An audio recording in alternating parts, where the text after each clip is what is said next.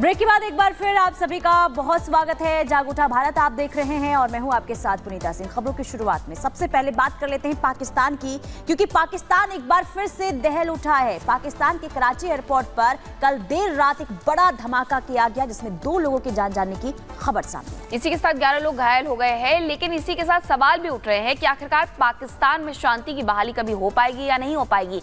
सेना सड़कों पर उतरी हुई है क्योंकि पीटीआई के कार्यकर्ता सड़कों पर धरना प्रदर्शन कर रहे हैं। दूसरी तरफ एससीओ समिट भी है 15 से 16 अक्टूबर के बीच, लेकिन उसके बीच ये बड़ा हमला यानी अपने आप में सुरक्षा व्यवस्था पर बड़ा खतरा।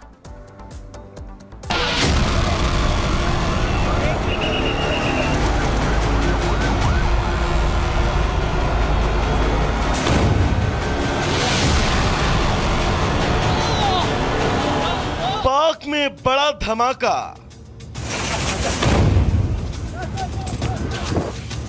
पूरे शहर में गूंजी आवाज। आसपास धुएं का गुबार, बीच सड़क पर आपकी लपटें, लोगों के बीच अफरा तफरी और चीथड़ कर उड़ी कारें।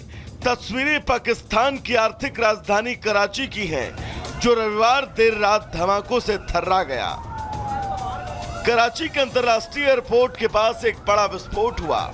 धमाके के बाद सड़क पर बड़ी आग की लपटें दिखी, जिसका अंदाजा बाद में उठे धुएं के गुबार और चीथड़ उड़ी इन गाड़ियों की तस्वीरों से आप लगा सकते हैं।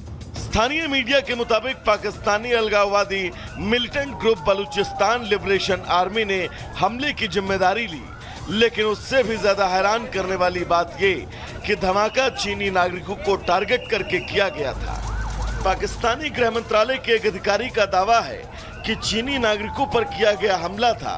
जहां धमाका हुआ वो क्षेत्र और वहां खड़ी गाड़ियां आमतौर पर वीआईपी प्रोटोकॉल वाहनों के लिए इस्तेमाल होती हैं। कराची ही नहीं, पाकिस्तान में एक के बाद हो रहे धमाके बताने के लिए काफी हैं कि आतंकवाद को पालने पोसने वाला अब खुद इसकी चपेट में है। आतंकवाद ही पाकिस्तान को अब डसने लगा है। Bureau report, Republic Bharat. तो रिपोर्ट आपने देखी, अब आइए कुछ तस्वीरें आपको दिखाते हैं और समझाते हैं कि जब ये धमाका हुआ तो उस वक्त वहां पर क्या स्थिति और क्या हालात बने हुए थे, क्योंकि आत्मघाती हमला हुआ। देखिए कार में ये आग लगी है, आग की लपटें ये बता रही है कि धमाका कितना भीषण रहा होगा। और ये धमाका इतना भीषण था कि कई इलाकों में इसकी गूंज जो है वो सुनाई दी। इसके बाद यहाँ पर देखिए जो सुरक्षा कर्मी हैं वो उतर जाते हैं सड़कों पर। कोशिश यहाँ पे सबसे पहले होती है कि आग की लपटों को बुझाया जाए। अभी तस्वीर आपको दिखा रहे, देखिए ये एयरपोर्ट की तस्वीर है, यानी कि जिन्ना इंटरनेशनल एयरपोर्ट, कराची का एयरपोर्ट, जहां पर धमाका हुआ। और इसके बाद आसपास किस तरीके से आग की लपटें यहां पर दिखाई दे रही है। आसमान में देखिए धुएं का गुबार जो है वो दिखाई दे रहा है। खबर यह है कि एयरपोर्ट की इमारतों में जो है किसी तरीके से नुकसान नहीं हुआ है, लेकिन आसपास काफी नुकसान की जानकारी सामने आ रही है। तो सीसीटीवी फुटेज भी लगातार सामने आ रहे हैं और ये बता रहे हैं कि किस कदर यहां पर हमला।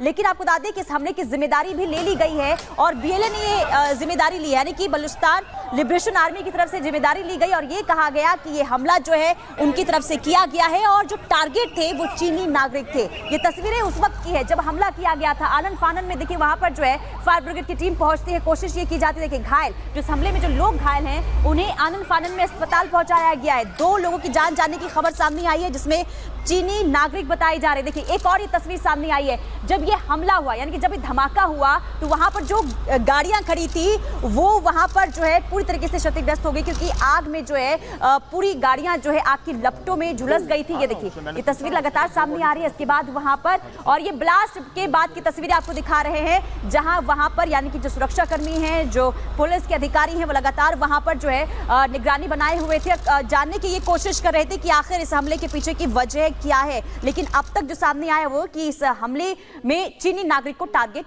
किया गया है।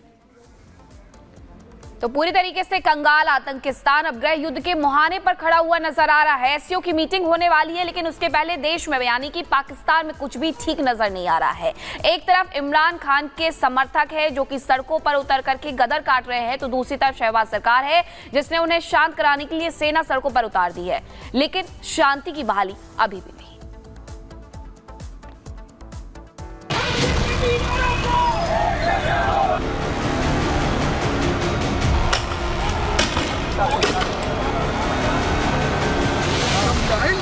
ये तस्वीर पाकिस्तान के इस्लामाबाद की है। सड़कों पर संग्राम मचा है। इमरान की रिहाई को लेकर पीटीआई की कार्यकर्ता सड़कों पर हैं। इस प्रदर्शन ने शहबाज की नींदें उड़ा रखी हैं। पाक सरकार को इस प्रदर्शन पर पाबंदी के लिए सेना को सड़कों पर उतारना पड़ा।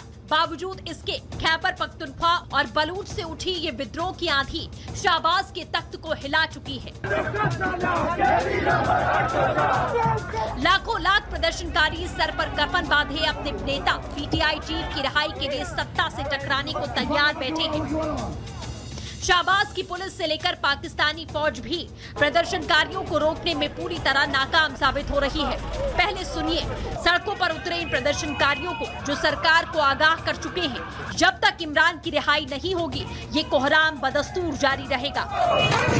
छरे मारे हैं, सिर्फ शेलिंग नहीं, उसके बावजूद निहत्ते हाथों ये लोग जो है वार साबित हुए। इंशाअल्लाह ताला ये हमारा आईनी और कानूनी हक है। हम जो है ना हम पुरअमन लोग हैं। हम ये पाकिस्तान हमारा, हम इश्तिहारी नहीं है, हम पुरअमन लोग हैं और हमें इमरान खान रिहा कर दो, हमें इमरान खान चाहिए। आजादी जब तक हकीकी आजादी की जंग है, इमरान खान के संग है। पाकिस्तान में ये अब तक का सबसे बड़ा सियासी संकट है। एक ओर पाकिस्तान एससीओ समिट की मेजबानी करने जा रहा है, दूसरी ओर इमरान समर्थकों ने मन बना लिया है कि सरकार की ईंट से ईंट बजा देंगे। क्या ये इमरान की सरकार के खिलाफ एक बड़ी प्रेशर टैक्टिक्स है जो जनरल मुनीर और शहबाज नाको चने चबवा रखी है? पीटीआई के जो प्रदर्शन चल रहे हैं इनका इम्पैक्ट डेफिनेटली एससीओ पर होगा। देश की लीडिंग ऑपोजिशन पार्टी इस तरह से अपनी डेमोन्स्ट्रेशंस कर रही है, ये दिखाता है इन सब देशों को कि पाकिस्तान के अंदर सब कुछ ठीक नहीं है। पाकिस्तान के हालात बता रहे हैं कि आतंक परस्त मुल्क अब गृह युद्ध की ओर आगे बढ़ रहा है। कैसे करेगा पाक एससीओ की मेजबानी? इमरान खान की पार्टी ने विरोध प्रदर्शन का एकदम सटीक समय चुना। एससीओ समिट में कई देशों के प्रतिनिधि शामिल होंगे। इंटरनेशनल मीडिया की नजर इस समय पाकिस्तान पर है। ऐसे में पीटीआई कार्यकर्ताओं का विरोध प्रदर्शन कर अपनी आवाज उठाना क्या पाकिस्तान एक बार फिर से इंटरनेशनल फजीहत के लिए तैयार है? खैर, आतंक की सरगना के रूप में जाने जाने वाला पाकिस्तान क्या एससीओ समिट में शामिल होने वाले सदस्यों को सुरक्षा मुहैया करवा पाएगा? क्या पाकिस्तान मेहमानों की मेजबानी कर पाएगा? और क्या शहबाज अपनी फजीहत होने से रोक पाएंगे? ये तो वक्त ही बताएगा। Bureau report, Republic Bharat.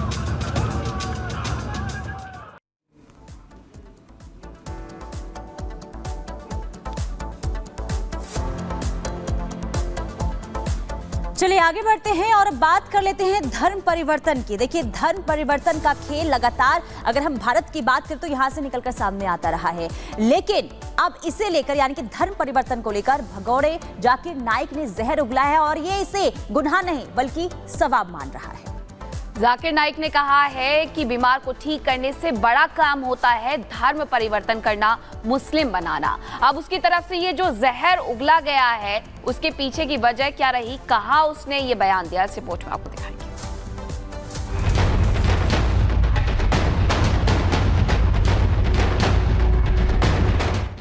जहरीले नाइक का नया ज्ञान,